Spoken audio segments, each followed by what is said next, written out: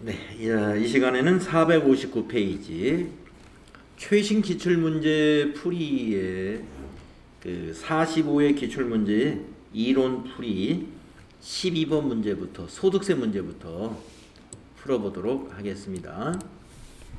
459쪽 12번.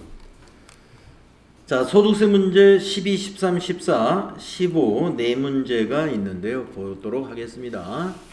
다음 중 우리나라 소득세에 대한 설명으로 옳지 않은 것은 이랬어요. 1번 거주자란 국내에 주소를 두거나 1년 이상의 거소를 둔 개인을 말한다. 맞죠? 2번 공동사업에 관한 소득금액을 계산하는 경우에는 해당 공동사업자별로 납세 의무를 진다. 네, 우리가 소득세는 개인별 과세이기 때문에 공동사업에 관한 소득금액을 계산할 때도 사업자별로 납세 의무를 지게 됩니다. 다음 세 번째, 거주자가 사망한 경우에 과세기간은 1월 1일부터 사망한 날까지로 한다. 그랬죠? 그렇지 않습니다. 그래서 12번은 3번이 틀렸는데요. 우리가 사망한 경우라 하더라도 소득세법에서는 과세 기간은 1월 1일부터 12월 31일이에요. 그러니까 사망했다고 해서 과세 기간을 사망한 날로 해가지고 다음 달에 소득세 신고를 하거나 그러지 않고요. 종합소득세 신고는 매년 5월 달에 한꺼번에 합니다. 그래서 사망한 날까지를 과세 기간으로 보지 않는다. 3번이 답이 되겠네요.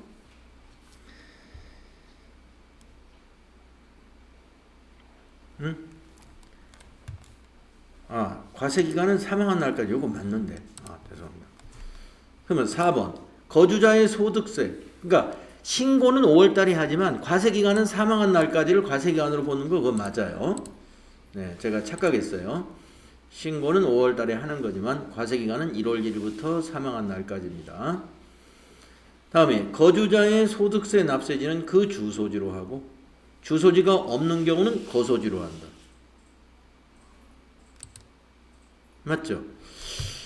자, 그러면 어디가 틀렸나요? 1번을 다시 한번 보니까 제가 이거 1번 맞다고 그랬는데 1년 이상의 거소를 둔 개인이 아니라 183일이죠. 183일 반년. 그래서 1번이 틀렸었습니다. 거주자란 국내에 주소를 두거나 183일, 1년 중 183일 이상의 거소를 둔 개인을 말한다. 1번이 답이었습니다. 다음 13번 문제 보겠습니다. 다음은 거주자 김한공 씨가 주식회사 한공으로부터 수령한 근로소득 자료입니다. 이 자료를 이용하여 22년 김한공 씨의 총 급여액을 계산하면 얼마인가 이랬습니다. 기본급 총급여에 포함이 됩니다. 상여금 총급여에 포함됩니다. 식대는요, 비과세는 총급여에 포함을 안 하기 때문에 월 20만원 현물 식사는 제공하지 않았어요. 그러면은 월 10만원은 빼야 됩니다. 따라서 240 중에서 총급여에 포함되는 금액은 120만원만 총급여에 포함되겠고요. 다음 라번, 사교에 의해 지급받은 자녀의 학자금. 자녀의 학자금은 모두가 다 총급여에 해당이 되죠. 자, 그러면 요 4개 더해주면 되겠습니다. 5천, 6,400에다가 6,520, 6,920 나오네요. 6,923번에 답이 있습니다. 다음 14번. 거주자 김한공 씨와 생계를 같이 하는 동거가족의 현황은 다음과 같다. 이 자료를 이용하여 2022년도 종합소득과세표준 계산 시 공제되는 인적공제가 얼마냐 하는 문제죠. 자, 인적공제 계산할 때는 먼저 기본공제 대상자를 세는데요. 김한공이 본인 소득자를 먼저 하나 세고요. 아내를 보겠습니다. 사업소득 금액이 500만 원이 있으므로 100만 원을 초과했지 않습니까? 그래서 아내는 기본공제 대상이 안 됩니다. 다음 부친 소득이 없습니다. 2명. 장남 소득이 없고 21세인데 나이는 만 20세를 초과했지만 장애인이기 때문에 장애인은 소득만 보는 거죠. 나이를 보지 않습니다. 기본공제 대상자고요. 장녀 18세이고 소득이 없습니다. 기본공제 대상자죠. 이렇게 해서 4명이 되니까요. 기본 인적공제는 4명 곱하기 150만 원 하시면 되죠. 그러면 600만 원이 되고요. 그 다음에 이제 추가 공제를 따집니다. 자, 김한공 씨 본인은 53세이고 또 배우자도 있고 하기 때문에 한부모도 아니고 또 경로 우대도 아니고 장애도 없습니다. 그래서 해당이 없고 부친은 70세를 초과했기 때문에 경로 우대 공제 100만 원 해당되겠습니다. 100만 원. 그 다음에 장남은 장애인이기 때문에 장애인 추가 공제 200만 원 해당되겠습니다. 네, 그렇게 해서 이 세 가지 금액을 더하면 되겠어요. 그래서 900만 원이다. 그래서 3번 인적공제는 900만 원이 되겠습니다. 다음에 15번 다음 중 소득세법상 일용근로소득에 대한 설명으로 옳은 것은 이랬어요. 1번 근로소득공제가 적용되지 않는다. 적용하죠. 근로소득공제의 일용근로소득은 1일 15만 원을 소득공제합니다.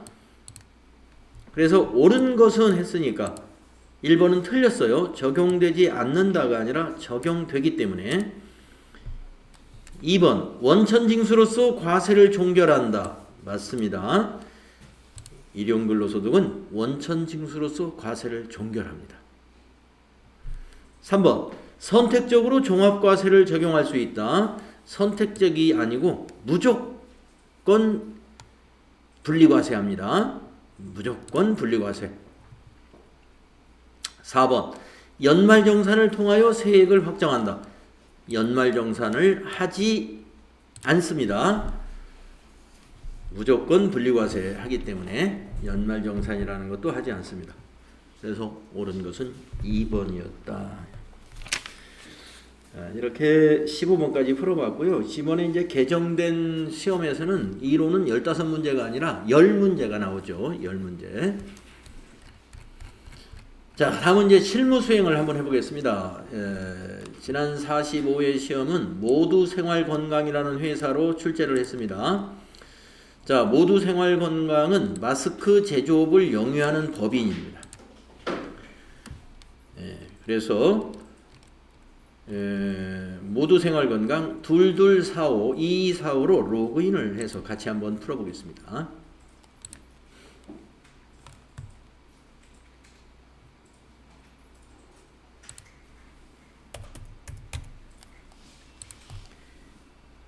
(2245번으로) 로그인해서 풀어봅시다.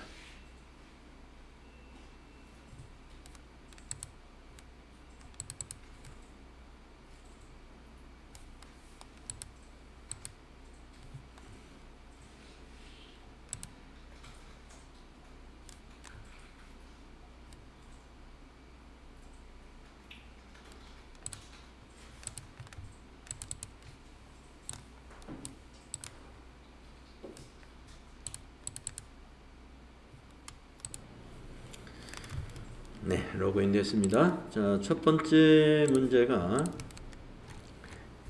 주어진 실무 프로세스에 대하여 거래 자료를 입력하시오. 3만원 초과 거래 입력입니다. 영업부 사무실 직원들을 위한 간식을 현금으로 지급하고 수취한 영수증입니다. 회사는 이 거래가 지출증 명세를 미수지 가산세 대상인지를 검토하려고 합니다. 거래 자료를 입력하시오.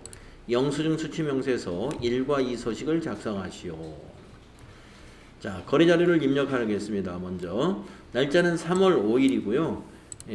우리가 계정 과목은 이제 현금으로 구입을 했기 때문에 출금 전표로 쓰시면 되겠고, 계정 과목은 뭐냐면 직원들의 간식이잖아요. 사무실 직원들 복리후생비로 처리하시면 됩니다. 자, 일반 전표 입력해 가셔가지고 3월 5일 날짜 입력하신 다음에 출금 전표 1번 해서 811번 복리후생비 금액은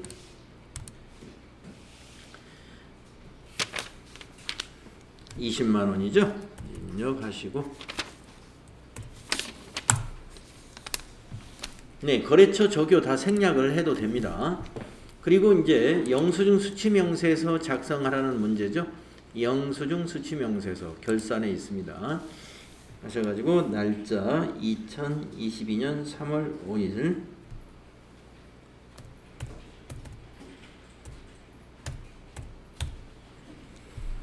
상호는 다모아 마트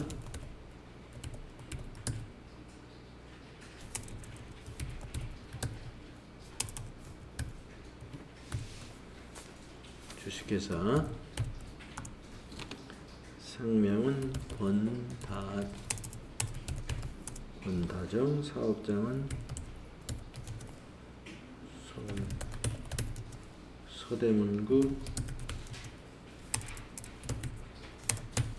연희로 3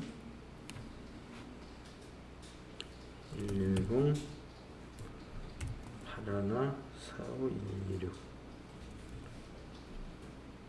128 20만원.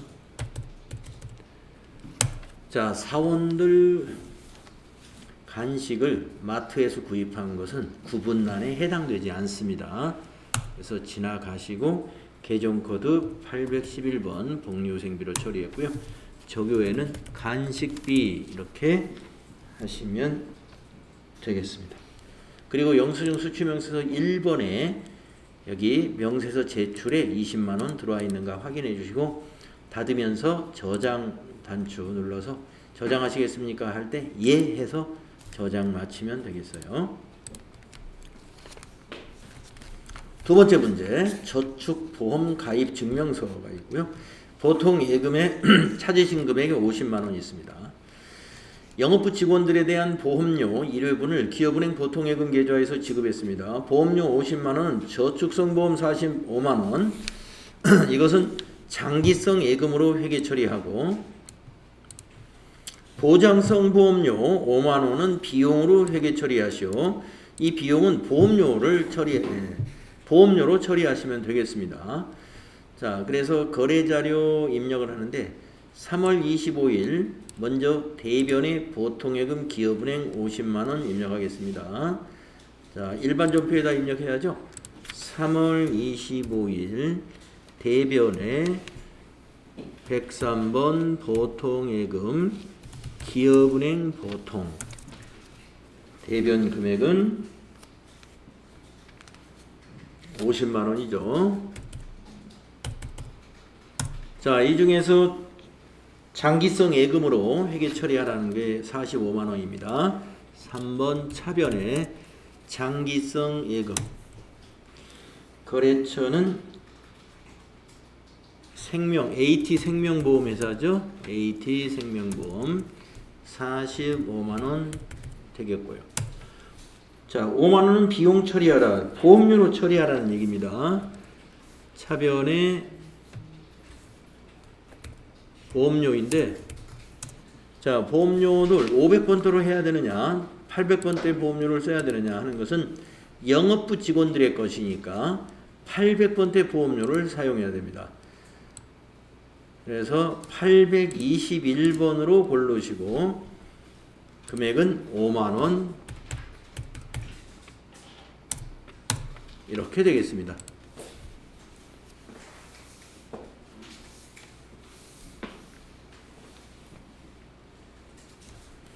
그래서 문제에서 이렇게 개정 과목을 특정해 준 것은 그대로 처리해 주시면 돼요. 45만원은 장기성 예금, 나머지 5만 원은 보장성 보험료이다. 비용으로 처리해라. 보험료를 비용으로 처리하라는 건 보험료로 처리하라는 얘기입니다. 만약에 보험료를 자산으로 처리해라. 이렇게 문제를 내는 경우도 있어요. 그때는 선급비용 내지는 선급보험료 이거 계정으로 처리하시면 됩니다. 다음 문제는 정부보조금 문제네요. 자료 설명. 제품 품질 검사를 하기 위해 기계장치를 구입하고 수취한 전자세금 계산서이다. 위 기계장치 구입을 위해서 4월 11일 날 중소벤처기업부로부터 수령한 정부보조금 1,000만원 상환 의무 없는 거 이거를 포함한 구입대금 전액을 기업은행 보통예금 계좌에서 이체하여 지급했습니다. 1번 자산 구입 내역을 매입 매출 전표에 입력하시오. 전자세금 계산서 관련된 거래는 전자 입력으로 입력할 것. 유형자산 구입에 따른 정부보조금 회계 처리는 일반 전표에 입력하시오. 고정자산 등록은 생략. 자, 먼저 매입 매출 전표에 이 자산 구입에 관한 거 회계 처리하겠습니다. 자, 세금 계산서가 자산 구입 내역이에요. 자, 매입 매출 전표 날짜 4월 20일로 입력합니다.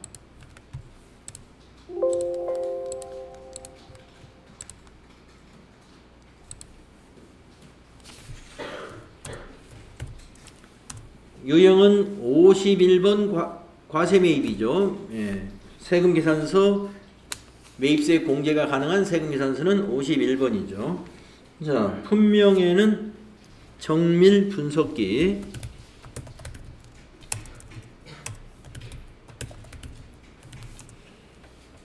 수량, 단가 2,300만원, 부가세 230이죠. 거래처는 수잉전자,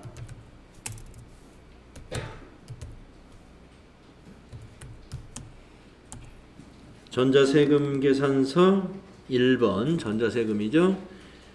자, 분계는 혼합으로 해야 됩니다.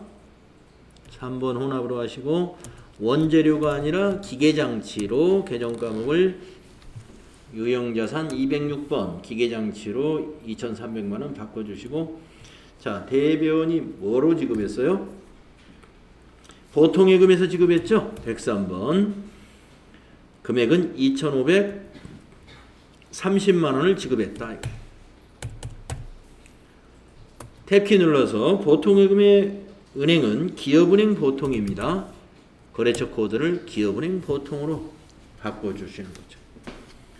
그래서 정밀분석기 자산 취득에 대한 회계 처리 매입 매출 전표에 이렇게 입력해 주시고 이 안에는 정부 보조금이 포함이 되어 있다라고 했습니다.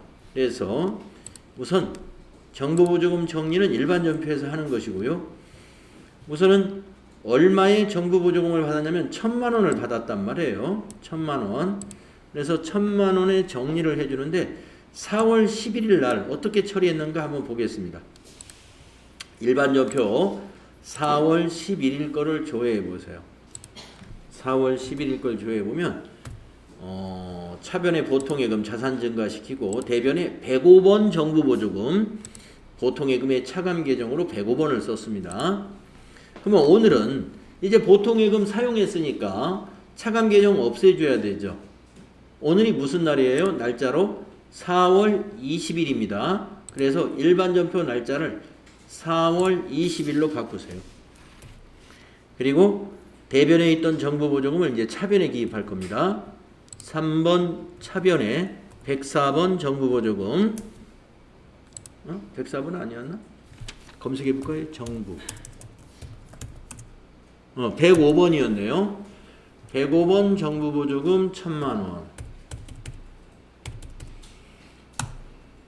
그리고 대변에다가 정부 보조금을 또 하나 입력해 줘야 됩니다. 정부로 검색해 보니까 이미 219번으로 만들어 놨어요. 요 219번이 기계장치의 차감 계정으로 만들어 둔 코드예요. 기계장치 차감 계정으로. 그렇기 때문에 요걸로 선택을 합니다. 219번 확인. 대변에다가 1,000만원. 이렇게 해주시면 됩니다.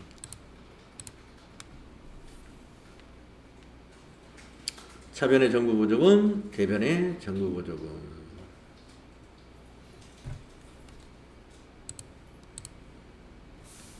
되셨죠?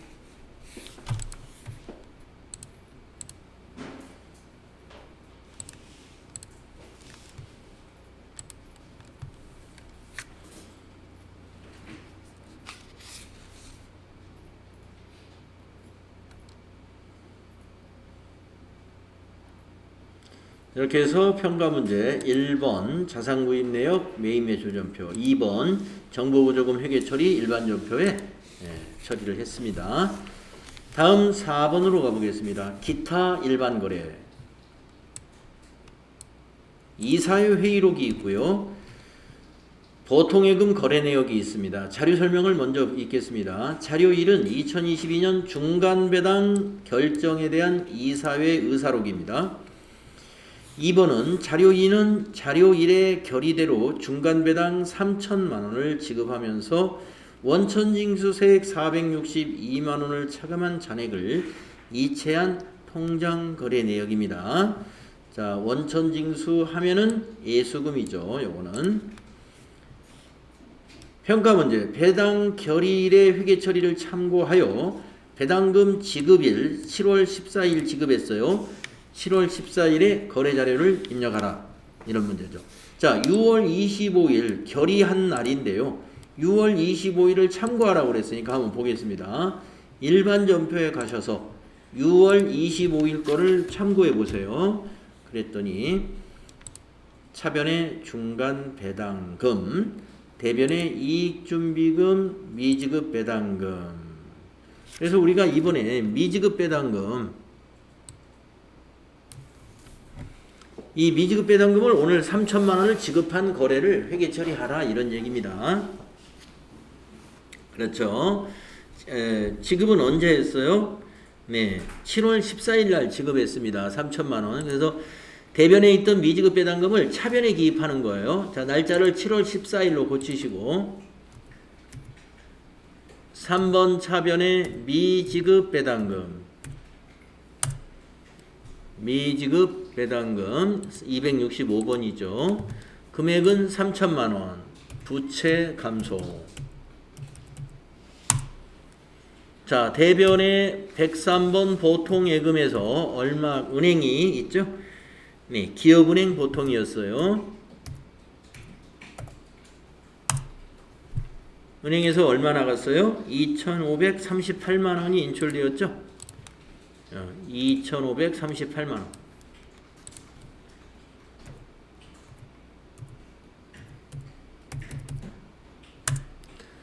또 대변에 나머지는 원천징수했죠? 예수금이죠. 예수금 254번 예수금이 지금 여기 차액 나는 462만원이 예수금이 되겠습니다. 462만원. 네, 이렇게 하시면 되죠.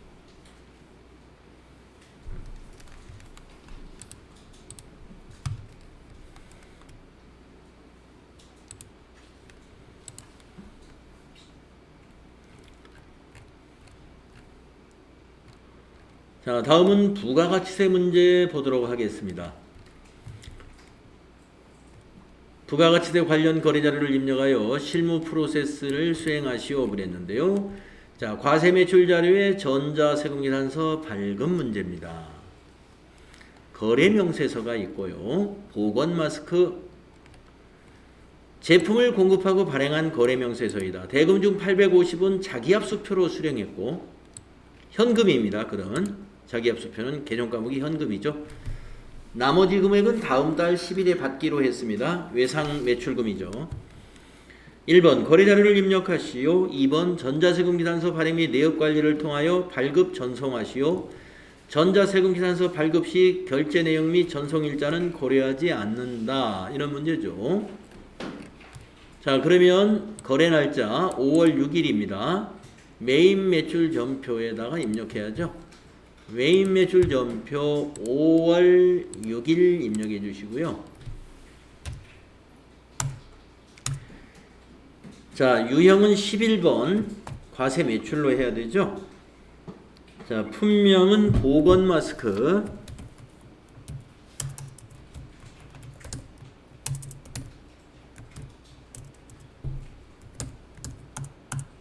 공급가액 1,500만원. 거래처 마스크 세상. 전자세금계산서 우리가 발급해야 되니까 비워둬야 됩니다. 분계는 혼합으로 해야 되겠네요. 자, 제품 매출 그대로 두시고 세 번째 줄로 내려와서 3번 차변에 101번 자기합수표는 현금이니까요. 850만원. 101번이 현금이죠. 또 차변에 나머지는 외상으로 했죠. 108번 외상 매출금이 800만원이 되겠습니다.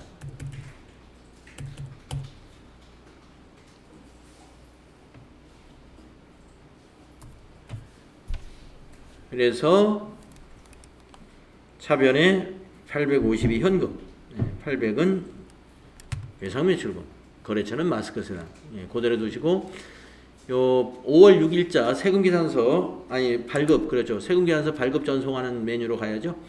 자, 전자세금계산서 발행 및 내역관리 들어가셔서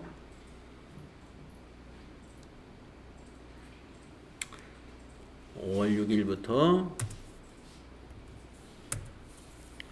5월 6일로 입력하시고 체크, 전자발행 누르시고 확인. 네, 이렇게 보이죠? 발행 확인 누르시고 아카데미 전자세금계산서 눌러서 로그인 눌러주시고 미전송 체크하고 매출조회 누른 다음에 발행해 주시고 완료되었습니다. 확인. 그리고 닫아주시면 되겠습니다.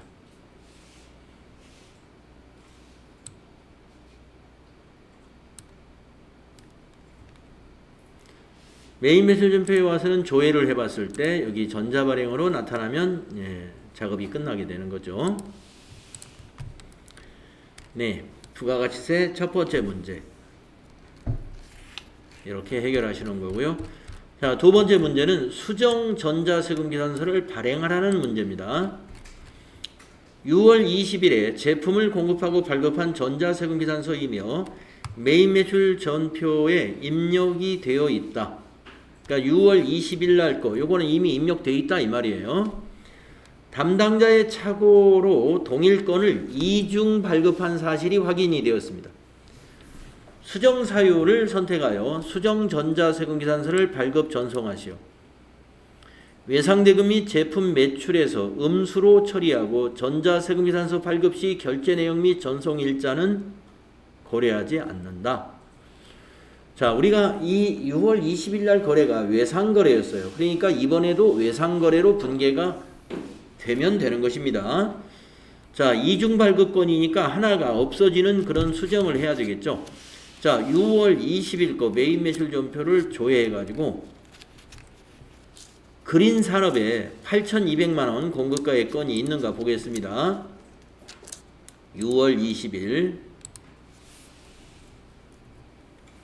네, 8,200만원 건이 두 건이 이렇게 입력이 되어 있습니다.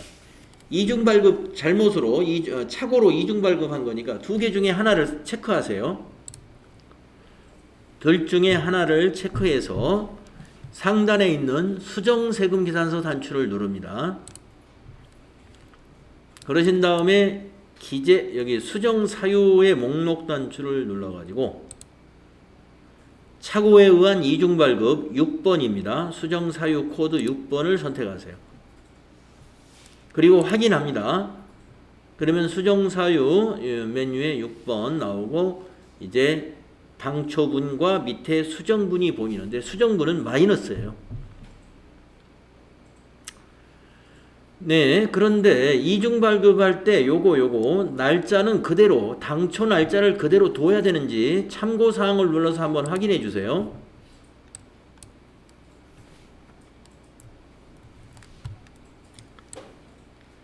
착오에 의한 이중발급, 당초 세금계산서 작성일로 작성한다는 얘기입니다. 그러니까 이건 그대로 두어야 되는 것이죠. 자, 그러면 확인 단추를 눌러서 전표 발행을 해줍니다. 네, 한 건이 입력됐습니다. 자, 외상분계 되었는지 여기 오른쪽 분계를 보시고요. 밑에 보시면 외상매출금에서 마이너스 9,020만원, 대변의 부가세 애수금에서 마이너스 820만원, 대변의 제품 매출에서 마이너스 8,200만원, 이렇게 마이너스 분계가 일어났죠. 이대로 두시고 발급 전송까지 해줘야 됩니다. 그래서 전자세금계산서 발행 및 내역관리에 가가지고 아까 그 날짜가 며칠이었죠? 6월 20일 6월 20일로 조회합니다. 그래가지고 여기 마이너스 아직 전송되지 않은 거 하나 보이죠? 체크하고 요 하나만 체크하고 전자발행 확인.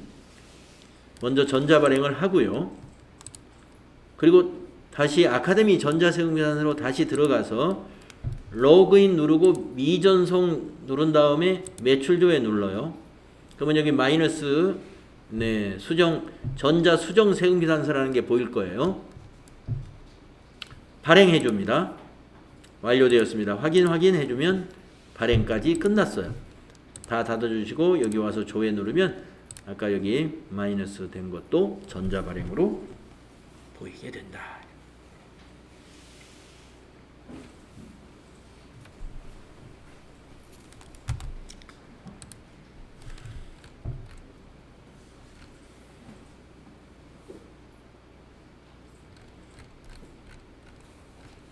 다음은 3번 가보겠습니다. 대손세액 공제신고서 작성자의 부가가치세 신고서 작성. 대손세액 공제신고서 우리 작성해 본 적 있죠? 자, 자료 설명을 보겠습니다. 자료는 강남 상사의 매출 거래 시 발급한 전자세금 계산서랍니다. 그 다음에 2번 강남 상사는 2022년 6월 30일에 서울중앙지방법원에 의해서 민사소송법에 따른 화해 권고 결정이 확정이 되었다. 대손 사유는 8번 기타로 해서 재판상 화해라는 것으로 입력을 해라 이거예요. 대손 사유를 재판상 화해. 대손 기준일은 2월 20일이다. 이 거래가 있는 날이 대손 기준일이다 이런 얘기입니다. 자, 평가 문제 3개가 나왔습니다. 먼저 1번 자료에 의한 대손 요건을 판단하여 제1기 부가가치세 확정 신고 기간 4월부터 6월이 되겠습니다. 대손세액 공제신고서를 작성하라. 1번 순서대로 하시면 돼요. 자, 대손세액 공제신고서 작성해봤죠? 자, 여기에 대손세액 공제신고서 찾아보세요. 들어가셔가지고 1기 확정이니까 4월부터 6월로 기간을 입력하고 여기다가 당초 공급일 우리 세금계산서에 보면요. 이게 당초 공급일이에요. 2월 20일. 그래서 2022년 20220220 입력하죠.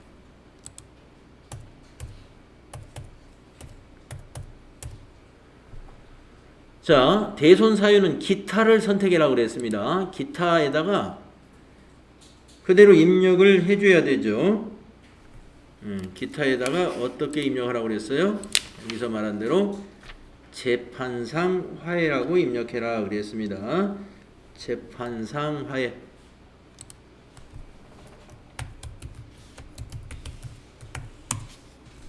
대손 기준일은 거래가 실제 일어난 날 당초 공급일과 같아요.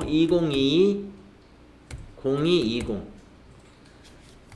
자, 대손 확정일은 언제냐면은 이 법원으로부터 중앙지방법원에 의해서 민사소송법에 따른 화해 권고 결정이 확정되었다. 언제요?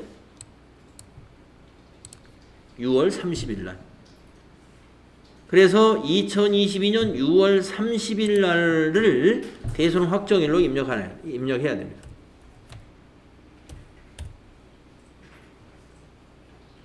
(6월 30일) 2022년 6월 30일. 자, 대손 금액. 제가 부가세 여러분들 그 채점하다 보니까 대손 금액 대부분 다 정확히 쓰셨는데 한두 분은 대손 금액을 공급가액으로 쓰셨어요. 공급가액은 대손 금액이 아닙니다. 대손 금액은 합계 금액이 대손 금액인 거예요. 그래서 부가세를 포함해서 550만 원이라고 기입해야 돼요. 그래야 대손세액 50만 원이 자동으로 나타납니다. 이걸 500만 원으로 하게 되면 대손세액 틀려요. 자, 거래처 코드입니다. 이 코드는 어느 거래처 거냐 이거죠. 더블 클릭해가지고 강남 상사 거죠. 거래처를 강남 상사 검색하시면 돼요. 자, 이렇게 한 건이니까 요 한 줄만 이렇게 입력하시면 됩니다.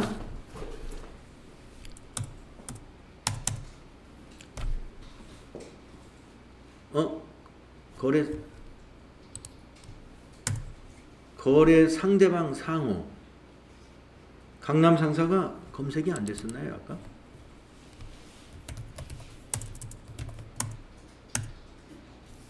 그래서 강남 상사 타자를 해줘야 되겠네. 네. 거래처 이름이 왜 자동으로 안 나올까요? 됐습니다. 앞에 주식회사도 넣어야 되겠네. 네, 이렇게 입력하시면 됩니다. 자, 대손세 공제 신고서 이렇게 작성을 하고 닫아주시면 1번 평가 문제는 됐습니다. 다음 2번. 대손세액 및 전자신고 세액공제를 반영하여 제1기 부가가치세 확정신고서를 작성하라. 아까 여기 대손세액이 50만원 있었잖아요. 요게 매출세액에 마이너스 50만원으로 입력이 됐는가를 보시면 됩니다. 1기 부가가치세 확정신고서를 홈택스에서 전자신고하여 전자신고 세액공제 만원을 공제받기로 한답니다. 그러면 여기 만원도 입력을 해주면 되겠습니다.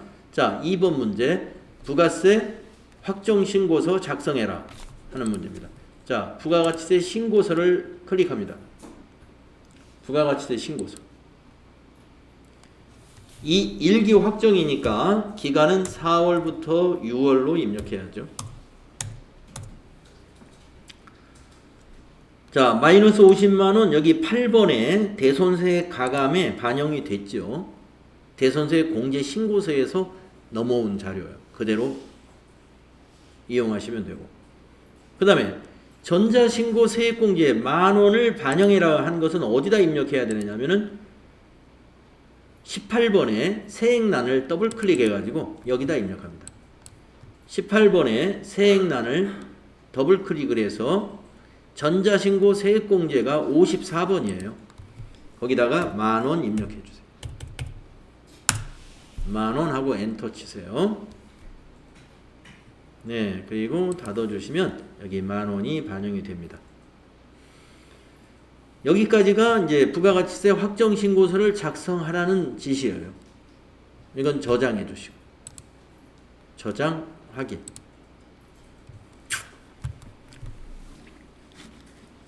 그 다음 문제. 평가 문제 세 번째 거 있죠.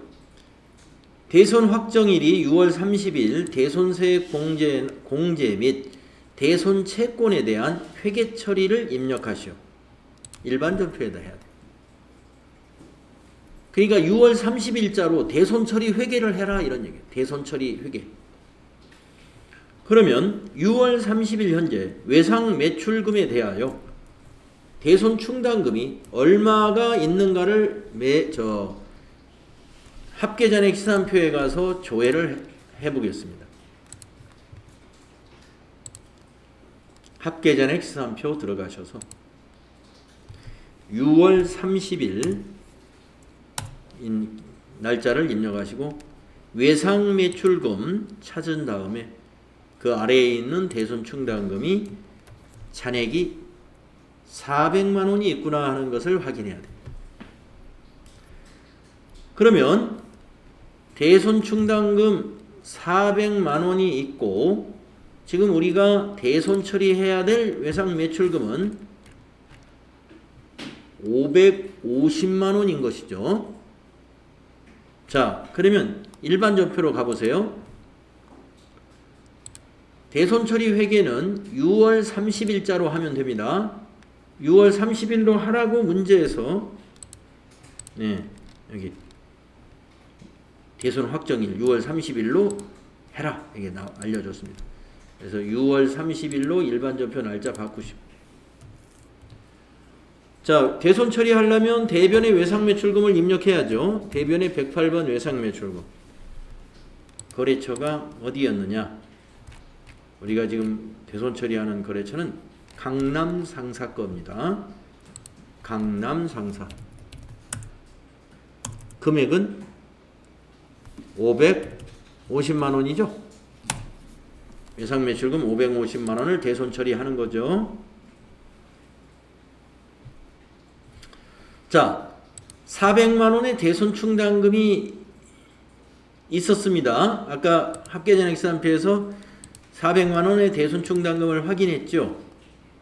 그래서 일반 전표의 차변에다가 109번 외상 매출금에 대한 대손 충당금은 꼭 109번 코드를 써야 되죠. 거래처 필요 없죠? 쭉 가셔 차변에다가 400만 원 입력합니다. 그리고 만약에 우리가 대손세 공제를 받지 않았다면 요 150만 원을 모두 비용 처리하면 돼요. 대손상국 비용. 하지만 150만 원을 다 비용 처리하는 게 아니라 50만 원은 부가세 예수금에서 마이너스 시켰단 말이에요. 50만 원. 그래서 차변에다가 부가세 예수금 입력해 주면 됩니다. 차변에다가 부가세 예수금에서 50만 원 마이너스 시켰다. 그리고 나머지 100만 원만 비용 처리하게 됩니다. 그래서 3번 또 차변에 대손 처리할 때 비용은 뭐예요? 대손 상각비죠. 대손 상각비 835. 그것이 100만 원이다. 이렇게 대손 처리 회계를 이렇게 해야 됩니다.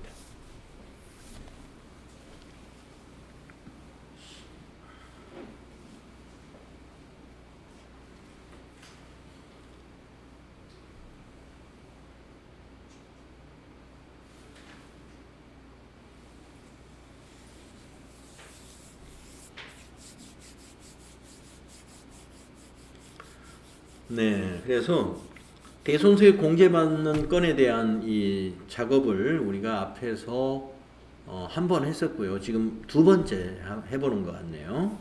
네. 앞으로 이제 우리가 모의고사를 해보면서 또 한 두세 번 정도 더 해볼 거니까요. 네, 그 사이에 이제 숙달을 하시면 됩니다. 네, 그래서 이렇게 세 가지 스텝 1, 스텝 2, 스텝 3 이렇게 출제가 되는 거고요. 문제를 쉽게 낼 때는 여기까지만 하라 그러고 이거는 생략하는 문제를 낼 때도 있더라고요. 마지막 거를 문제를 안 내면 되게 문제가 쉬워요. 예.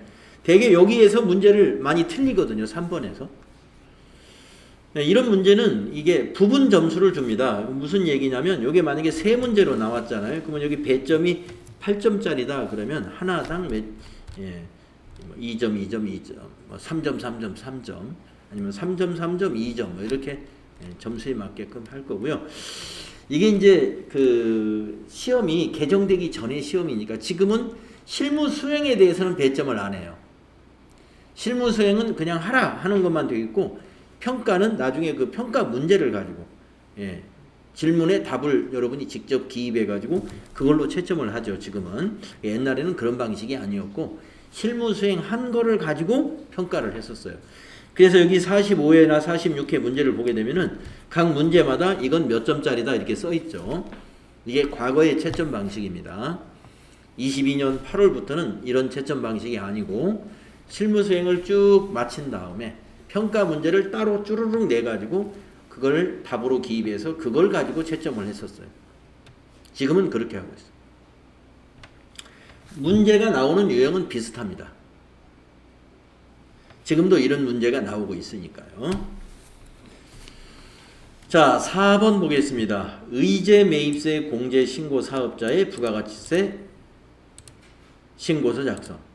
9점.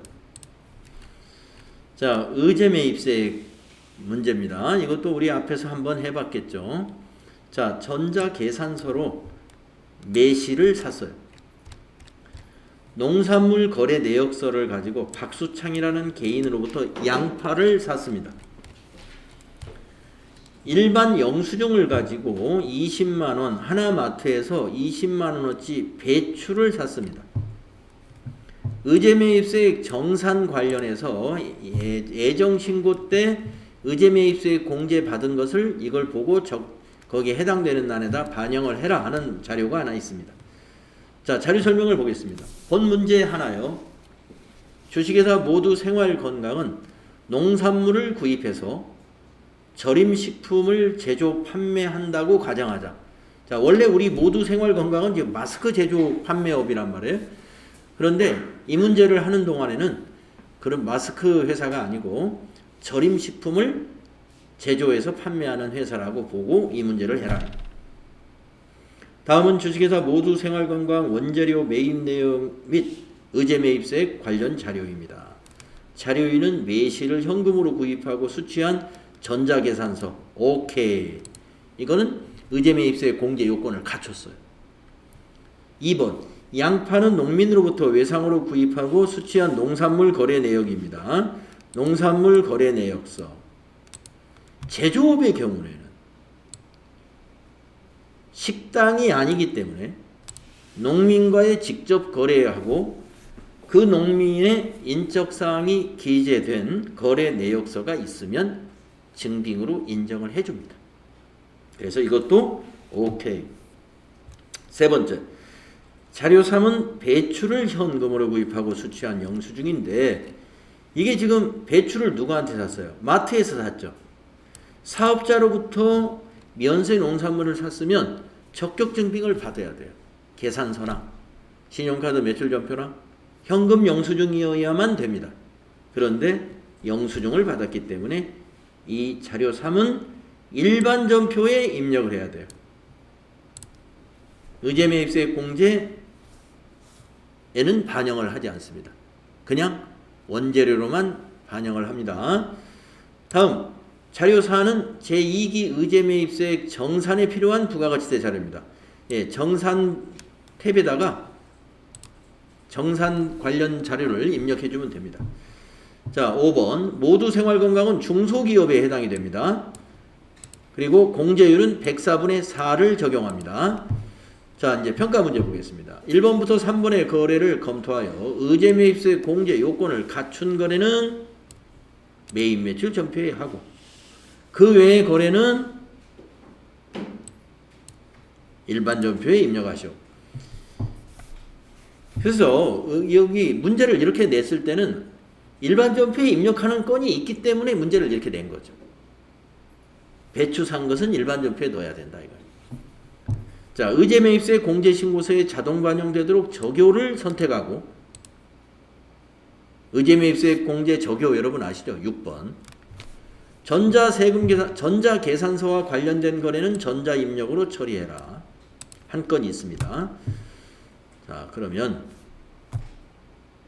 자료 1번부터 4를 자, 자료 1번부터 3을 검토해 가지고 입력을 하겠습니다. 먼저 자료 1번 날짜가 10월 31일이죠.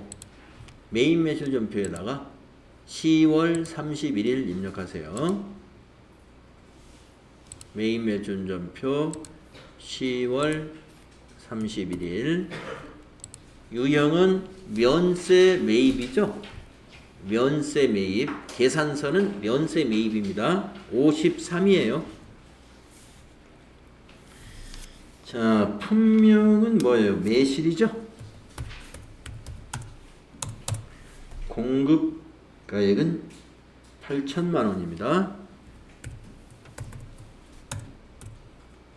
거래처가 동양유통이죠. 전자계산서인가요? 전자계산서면 전자입력에 1번 입력합니다. 전자세금의 1번.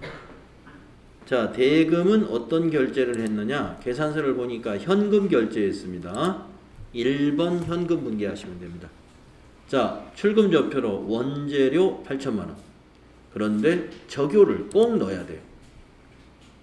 그리고 수량을 꼭 넣어야 됩니다. 수량 빼먹었네요. 자, 저희 상단에 수량 넣어줘야 돼요. 그래야 그 의제매입세 공제신고서에 수량란이 메꿔집니다. 여기 4천, 예, 수량하고 단가 다 같이 넣으세요.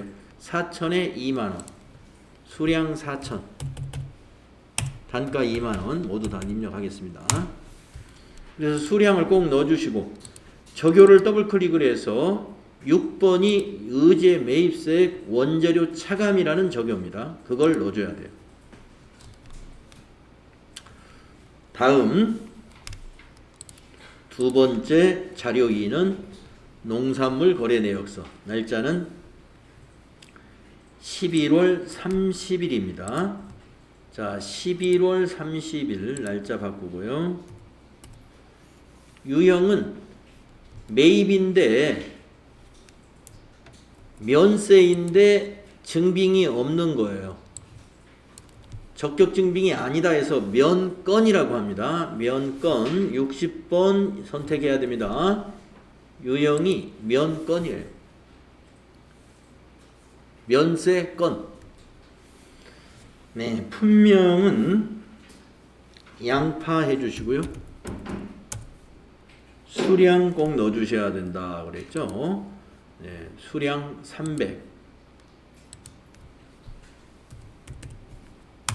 단가는 지나가시고 공급가액에다가 390만원 입력하면 됩니다.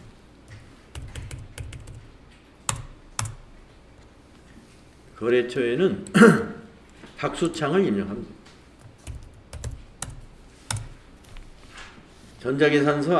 전자세금계산서 아니니까 비워두고 보니까 대금 지급 조건이 다음 달 10일 날 지급하는 조건이에요. 그러면 외상매입금이죠. 분계를 외상으로 하면 돼요. 그러면 외상매입금 대변에 박수창, 차변에 원재료 잘 됐어요. 그런데 원재료에 적요 이거 넣어야죠. 더블 클릭을 해서 6번 의제매입세 원재료 차감 6번 적요 넣어줘야 됩니다. 자, 그러면 자료 3으로 가보겠습니다. 자, 면세매입 영수증인데 요건을 갖추지 않았기 때문에 일반 전표에 원재료 20만원 현금으로 샀나요? 예, 현금 20만원. 이 분계 일반 전표에 넣어주면 됩니다. 12월 20일이죠. 일반 전표 가셔서 12월 20일. 차변의 원재료 153번 20만원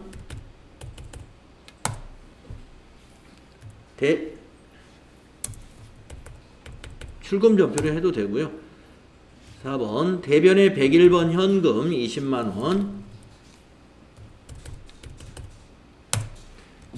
이렇게 입력해 주시면 됩니다. 뭐 적요에는 우리가 이제 이거를 뭘 샀냐면은 배추를 산 거잖아요. 이제 적요에다가 배추라고 이렇게 입력해 주는 것도 괜찮습니다. 배추 구입했다. 여기는 적요 코드를 넣으면 안 돼요. 원재료에다가 6번 적요 이렇게 해서 6번 적요 넣으시면 안 됩니다. 적요 코드 넣지 마시고. 자, 그러면 지금 몇 번의 작업을 했냐면은 여기 1번 작업 지금 끝났습니다. 1번. 자료 1번부터 3번의 거래를 검토해 가지고 의제 매입세의 공제 요건을 갖춘 거래는 매입 매출 전표. 그 외의 거래는 일반 전표에다가 입력을 했습니다. 적요도 선택했죠, 제대로. 네, 전자 입력 처리도 잘 했습니다. 다음 2번.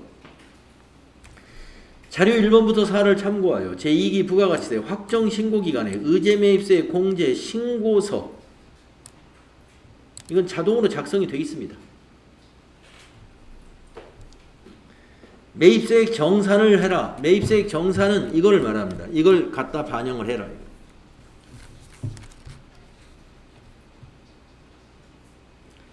의제 매입세액 정산 시 기존 데이터는 무시하고 자료 4번을 반영해라. 예, 기존 데이터가 입력이 되어 있으면 자료 4번을 보고 이걸대로 고쳐서 입력해라. 자, 그럼 가보겠습니다. 자, 지금 과세기간이 언제 해당돼요? 2기 부가가치세 확정신고기간에 해당되는 거죠. 그래서 전체 메뉴 가셔가지고 의제매입세 공제신고서 밑에서 네 번째 있습니다. 클릭하셔서 10월부터 12월로 기간을 입력해야 돼요. 그러면 동양유통 박수창 거 넘어와 있습니다. 확인해야 될 것은 여기 104분의 4가 제대로 적용됐는지를 확인하시고, 박수창도 공제율 104분의 4 확인하셔야 되고, 그 다음에 매입세액 정산, 매입세액 정산이라는 탭에 가가지고 그 자료 있었죠? 정산 자료. 이거 자료 4번에 있는 걸 가지고 입력을 해줍니다. 7월 1일부터 12월 30일 전인식품 제조와 관련된 과세 표준은 5억 8천만 원인데 2기 예정이 3억 5천, 확정이 2억 3천이다. 자, 3억 5천과 2억 3천을 어디다 입력해 줘야 되느냐? 과세 표준 여기다가 예정분에다가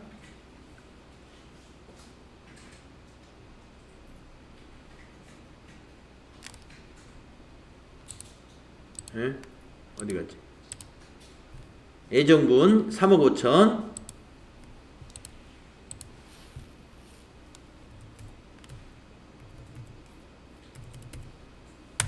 확정분 2억 3천, 이렇게 입력해라. 그러니까 합계가 5억 8천 나왔나요? 예, 5억 8천 맞습니다. 그래서 과세 표준 데이터 입력했고요. 그 다음에 그 밑에 예정신고 시 면세 매입 금액이 7,400만 원이었대요. 그리고 의제 매입세액은 이만큼이었대요. 284만 6,153원. 7,400과 2846153, 이것을 어디다 입력하느냐? 요 밑에 가번에 보면은 단기 매입액에 예정분이 있죠. 단기 매입액 예정분에 매입한 금액, 연세 매입 금액, 여기 7,400을 여기다 입력해. 그럼 알아서 한도 계산을 하게 됩니다. 확정분은 이번에 입력한 8,390만 원, 그게 자동 반영되는 거고요. 그 다음에 예정신고 때 의제매입세 공제받은 거 2846153, 2846153을 어디다 입력하느냐? 여기 이미 공제받은 금액 예정신고분 여기다가 입력합니다. 2846153을 이 자리에 24번에 이미 공제받은 세액 24번에다 입력해 주는 거예요. 자, 여러분 정산 자료를 주게 되면은 우선 과세 표준을 줄 겁니다. 예정분, 확정분. 정산은 확정 때만 하는 거예요. 예정 때는 안 해요. 그러니까 확정 때 의제매입세 공제 문제를 낼 때는 정산 자료를 줄 테니까 그걸 보시고 과세 표준, 예정분과 확정분 나누어서 입력해 주시고, 그 다음에 매입액도 면세 매입액, 예정분 매입액은 여기다 입력해줘요. 확정분 매입액은 지금 입력을 했기 때문에 알아서 반영이 자동으로 되는 거고요. 그 다음에 예정 때 공제받은 금액을 여기다 입력해주면 돼요. 네. 그러면은 납부할 세액이라고 여기 나옵니다. 납부할 세액은 뭐 어떻게 계산하냐면 22에서 23을 뺐어요. 공제 대상 금액 607만 3,076원만큼 의제 매입세액을 공제받을 수가 있는데 예정 때 요만큼을 이미 공제받았기 때문에 이번 확정 때는 요거 326923만 의제 매입세액 공제를 받으면 된다. 이런 얘기가 되겠습니다. 그래서 매입처별 명세에 가가지고 매입처별 명세에 가서 여기 밑에 화살표 있죠? 화살표 위로 된 거 눌러보면은 여기 326923 여기에 반영됐죠? 326923 이 금액하고 정산에 있는 26번 공제할 세액 326923 같죠? 이것을 회계 처리해 주면 돼요. 공제 받아야 되니까 원재료에서 빼주고 공제받는 매입세액이 뭐예요? 부가세 대급금이죠. 그래서 마지막 문제가 자, 지금 이제 우리가 뭘 작성했냐면 의제 매입세 공제 신고서를 작성한 거예요. 자, 2번은 끝났습니다. 그러면 이거 저장 단추 있으면 저장 눌러 놓으시고 저장 단추 없으면 자동 저장된 거예요. 자, 2번 했어요. 그 다음에 3번 의제 매입세 공제 내역을 제2기 부가가치세 확정신고서에 반영해라. 이거 부가가치세 신고서를 조회해서 저장해 주면 됩니다. 자, 가볼까요? 부가가치세 신고서 가셔가지고 2기 확정이니까 10월부터 12월로 기간을 입력해서 의제 매입세액은 그 밖의 공제 매입세액, 여기 그 밖의 공제 매입세액 여기에 반영된 거예요. 여기에 의제 매입세액이 반영이 되어 있습니다. 여기 322693 이걸 저장해 두시면 돼요. 지금 방금 한 10월부터 12월 31일 2기 확정의 부가가치세 신고서 문제는 지금 요 3번 문제였어요. 그 다음에 이제 마지막 4번 문제 하면 됩니다. 의제 매입세액과 관련된 회계 처리를 일반 전표에 12월 31일자로 입력하시오. 공제세액은 부가세 대급금으로 회계 처리하라. 그러니까 차변의 부가세 대급금. 대변에 가는 건 뭐예요? 원재료. 원재료가 되겠습니다. 그 분계를 어느 금액으로 해야 돼요? 아까 그 부가가치세 신고서에 있는 요 326923만큼을 하면 된다. 자, 그래서 일반 전표에 가셔가지고 12월 31일자 2기 확정 과세기간 종료일이 12월 31일입니다. 12월 31일로 3번 차변의 부가세 대급금 금액은 326923 아까 복사 떠왔어요. 붙여넣기 하시고 대변은 원재료에서 차감시켜야죠.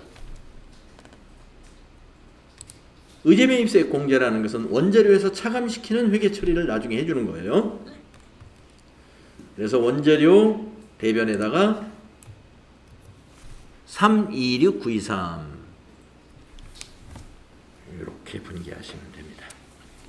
이때 원재료의 적용에 타계정 대체는 하지 않아도 돼요. 이런 경우는 자동으로 타계정 대체 되도록 회계 처리가 되기 때문에 타계정 대체를 이때는 사용하지 않습니다.